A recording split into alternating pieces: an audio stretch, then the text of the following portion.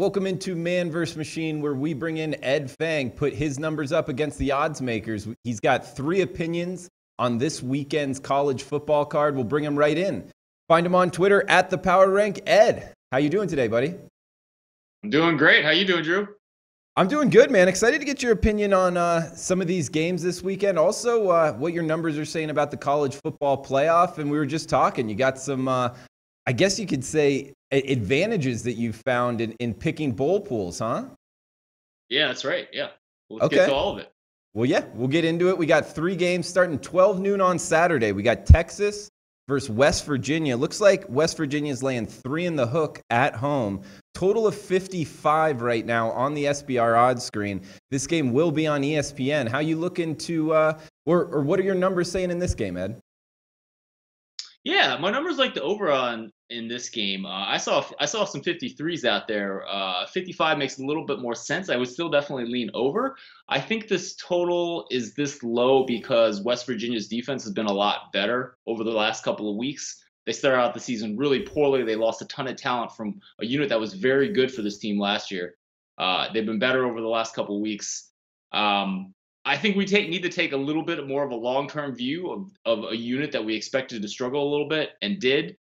You never know whether this team has really become a top 25 unit or whether they've just had a couple of good weeks and we can expect a little regression from that. So a couple other things. Shane Buechele is back playing quarterback for Texas. I think he gives a little bit of edge over the backup Erlinger. And Texas runs an up-tempo offense. They run the most plays per game of anyone in the Big 12, and that is the Big 12, where you have teams like Oklahoma State and Oklahoma as well. You have a very potent West Virginia offense with Will Grier. I definitely lean towards the over in this game. Yeah, I agree with you, Ed. So we can find the over of 55. It looks like the lowest numbers at Heritage right now on the SBR odds screen. Moving on to the that makes a lot. Go ahead, Ed. I'm sorry. Yeah, I was just saying that I think that makes a lot more sense. I think it opened maybe 56 or so. I don't know. I saw it come down to 53, and I thought that was a little strange. I definitely think it should be a little bit higher than that. Yeah, so some differing opinion. It looks like your numbers are saying the over, low number at Heritage right now. The 4 o'clock slate, Ed, we got 397, 398, Houston, Tulane in the American Athletic Conference. Looks like Houston's laying 9 in the hook on the road in New Orleans. 53.5 the total. This one on ESPN News. What are your numbers saying in this one? Yeah, so the numbers like the under in this one. Houston has been a team that I look to towards the under this season. Excellent defense led by Ed Oliver, the All-American defensive tackle, the sophomore. They haven't been quite as good as they were last year, but still a really solid unit that I think is going to give Tulane and going to be able to bottle up their triple option offense. You also have to like the under because, again, Tulane does have that triple option, slows the game down, keeps running the ball, keeps that clock running. So that's another reason to like the under in this game. And then, there's a lot of question marks about Houston in this offense. They played 3 different quarterbacks. I do not believe any of the quarterback switches have been because of injury. They played 3 different quarterbacks. The latest is Derek King. He has played the last 2 games. I think maybe this total is a little bit high because he lit up East Carolina, but anyone can light up East Carolina. I'm not really buying, that they've turned the corner in any sense. With this latest quarterback change. He's played 2 games. I think there's a little bit of uncertainty. Who knows? Maybe this guy's the next Greg Ward and he'll be fantastic down there. But the numbers point to the under, and I think all the situations point that way as well. Definitely lean towards that under. Okay, so liking the under there. And what about the Houston defense being able to prepare for the Tulane option? Do you think they'll have any trouble there? Yeah, I mean,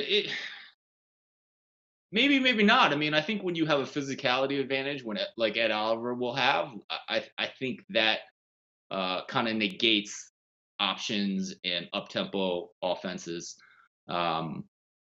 So, yeah, I mean, maybe they could. Hopefully Houston is practicing up for that triple option this week.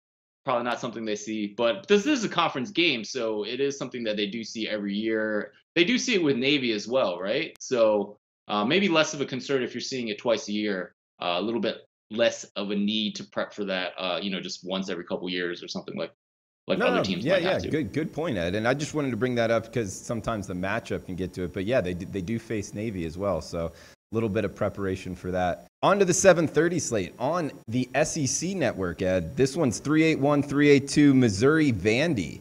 Interesting one here in the SEC. Looks like Missouri's laying 8.5, 67 the total. What are your numbers saying in this SEC matchup? Yeah, this spread jumped out at me immediately. I'm not sure Missouri should be an 8.5 point favorite on the road against any Power Five team. Maybe Kansas. So it jumped out at me, and I started to. I think I know why the spread is where it is. I mean, Missouri has been playing very much better lately, and Vandy has dropped a bunch of games in a row, and they don't look as good over the last 4 or 5 games. But I think you really need to take a broader picture, a little bit like we talked about in the West Virginia defense. This is a Missouri team that got smacked down by Indiana at home earlier this season. This is a Vanderbilt team that beat Kansas State, a pretty good team in the Big 12. I think there's a lot of recency bias in what's going on here. But I also don't get the sense that Vanderbilt is a team that's just fallen apart like a Tennessee or a Florida. They've had some tough games because they're Vanderbilt, and they're not a particularly good football team. But I think Missouri's a little overrated just because they've done pretty well. But those wins have been against the Tennessees and the Floridas of the world that are changing coaches, that are clearly not, have clearly fallen off a cliff this year. I like the side Vandy plus 8.5 at home. All right, so getting Vandy plus 8 in the hook. It looks like the over in Texas, West Virginia, and also under in the Houston Tulane game for Ed on Man vs. Machine. Was a 2-1 machine there, man, making some money for everybody. Went 1-2 last week, so in a little bit of bounce back. But what'd you have there, Ed? Oh yeah, can I just one more thing? Texas starting safety Colton Hill is out for the rest of the season. He got suspended, violation of team rules. He was an important contributor on that defense. That's another reason to point towards the over in that game. All right, good stuff, Ed. Now let's get on to the college football playoff, man. What did you think? Bama, Clemson, Miami, Oklahoma, Wisconsin, Auburn to round out the top 6. Do you agree with that, or are you way off on some? What'd you think, man? Yeah, I mean, I think it makes a lot of sense to me. I'm more into how it projects going forward. I still, when I look forward, I kind of see 3 teams that have taken the lead for making the playoff. It's Alabama, Clemson, and Oklahoma. They are both, top teams in the country, also have a schedule that's reasonable. None of them are for sure to make the playoff. They're still in the kind of 55-60% range. But those 3 have kind of distinguished themselves. And then there's a bunch of also-rans. Miami is in the top 4 right now, but they're going to be, I don't know, about 5-point dog by my numbers in the ACC championship game to a Clemson team. So that is a team that is far from a lock to make it. And what other teams are we missing? I mean, Auburn obviously has a very hard road having to play Alabama. I think there's a lot of uncertainty for kind of that 4th spot. I mean, there's still a lot of uncertainty overall. A little surprised Georgia dropped so far. I thought the committee could have given them a little bit more credit for what they've done this year. But again, this is a team that we expected to perform outside of the top 10 coming into the season. So it's one of these things where we look at what they've done over 9-10 games and say, well, were they just performing over their heads for that long? I don't know. Maybe the committee thought so after they got beat down by Auburn. Your Auburn Tigers, Drew Martin. Yeah. Hey, what about Wisconsin? Hasn't lost yet and being below the Sooners. Are you bothered by that? Well, a little bit, but I kind of understand it, right? Because you're just looking, as a committee member, I think they're just looking at who they played, and Wisconsin hasn't played anyone. They played someone, but I mean, the Big Ten West is pretty bad. This Wisconsin team is really good. They're running the ball a lot better. Their offense is way more efficient than it was last year. They're going to get a top 25 opponent at home this week in Michigan, my hometown Wolverines here. I thought it was a joke that Michigan hadn't been in the top 25 over the last couple of weeks. They're definitely a top 25 team. I make Wisconsin about 7-8 point favorite in that game. Wisconsin, their defense is what it's been over the last couple of years. Their offense is way more efficient than anyone's giving them credit for. So I don't think we're going to get into the situation where an undefeated Wisconsin Big Ten champ is not going to make the playoff. I don't think that's going to happen. So, they're definitely on the outside looking in, but we got a lot of football to play. I mean, it's almost impossible that all the teams ahead of them don't lose for the rest of the season. So we'll see how all it shakes out. Yeah, I agree with you. I don't think there's any way a Power 5 team goes undefeated and is left out of one of the top 4 slots. What if Auburn does lose? What other two-loss team do you think steps into the playoff? Do you think it would be Ohio State or maybe Notre Dame? What about Penn State? Even USC, the Trojans, to get a Pac-12 team in. Any of those teams got a shot, you think? Yeah, I mean, I definitely think Ohio State's going to be at the top of that list, just because if they're 2 losses, that means they're going to win the Big Ten. They'll have that on their resume. They'll have that to jump over another team. There was a funny quote. I think Stu Mandel tweeted out, if the committee's serious about picking the top 4 teams, why don't they just let Vegas do it? And I was like, well, duh. I mean, of course, just let Vegas do it. And if you let Vegas do it, I think Vegas would have Ohio State as one of the top 4 teams.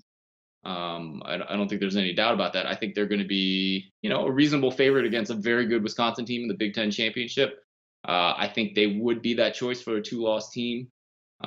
So yeah, I think they're the first one in. I mean, they're ahead of Penn State in the committee rankings. Penn State's not going to win their division the way it's going right now. So yeah, I would definitely say Ohio State would be the first of 2-loss teams to be knocking on the door. And you can see them making it over like a 1-loss Miami team that loses in the conference championship game too. So a lot of interesting decisions. Yeah, man, for sure. Well, good talk on the college football playoff. Now, what's this research that you got on kind of college football bowl pools with the bowl season right around the corner, man? You got any insight for the watchers on how to pick their bowl pools? Yeah, absolutely. I'll have more about exactly how to pick your bowl pools, and more importantly, like what pool you should enter. That's a pretty important choice. But I've been gathering some data over the last 4 years about how people pick these bowl games, and Yahoo has this data about the fraction of people in their pool that pick a particular team. And you figure if a team is a big favorite, that more people would pick that team, and that turns out to be the case when the closing point spread is greater than 10. So if a closing point spread is greater than 10 for a team, I don't know, just pick whatever game you want. Oftentimes the people in these pools pick those teams with 80, 90%. But when you get less than 10, you get a ton of irregularities. There's a huge scatter of points. There's a lot of teams that are favored by 8, and less than half of the teams will be picking them. There was Tennessee 2 years ago was an 9.5 point favorite over Northwestern, and 45% of the people, and this is millions of people on Yahoo, only 45% of the people picked Tennessee in that game. So what this says is that people who are picking in these bowl pools aren't smart enough to go check the Vegas line in order to fill out their pools. So that suggests there's a lot of value in getting into the right pools. Whenever you're getting a lot of this, there's a lot of public money. There's a lot of dumb money in these bowl pools, and I think there's a lot of value in getting into the right ones. And I think this data just shows just how inefficient the picking is in these bowl pools. And when you say get into the right pools, I mean, you're just talking like, company pools or like your buddies' pools, right? Not necessarily going to Vegas and entering those contests, right? Yeah, for sure. I mean, I'm saying don't get in a pool with Drew Martin and Teddy Covers and Ian Cameron. Don't get in a pool with smart people who know about college football. Get in a pool with people who know nothing about college football, and you'll find those. Also, when I say get in the right pool, I mean don't get in a pool with 2,000 people. That lowers your odds greatly of winning, because just by randomness, someone's gonna, even if you use the best analytics, even if if even as a college football bettor, you know what right picks to make. Just when you have that many people, someone's going to get lucky and beat you. So just like with March Madness pools, you want to be in pools of size 25, 30. Those tend to be the optimal sizes for pools to get in, where you have a realistic expectation of winning. Yeah, for sure. And I'll also add a point. Make sure you're going to get paid, man. Make sure who's holding the money. Make sure the money is collected. Things like that. When you start talking buddies and, friends of friends, just remember what you're entering it for, and that's to win and to win money. So, Ed, anything else before we shut this down, man? No, I think that's about it, man. I appreciate it, Drew. All right, cool. Well, yeah, great having you on, Ed. We got the under Houston, Tulane. We got over Texas, West Virginia, and Vandy plus 8.5. Make sure to give Ed a follow on Twitter at the Power Rank. Check out his work at thepowerrank.com. Sign up for his newsletter. It's a great read before betting really any sport. So for Ed Feng, I'm Drew Martin. We'll be back next week. Hey guys, thanks for tuning in to our channel. Now, we've put a lot of work into producing all these free videos, so please help us out and keep all our content free for you forever by simply liking, sharing, commenting, and subscribing. Now, not to mention, a visit to our industry-leading website will warm the hearts of all our SBR employees, especially myself. Now, the links are over there to the left, so do check those out. Thanks for watching.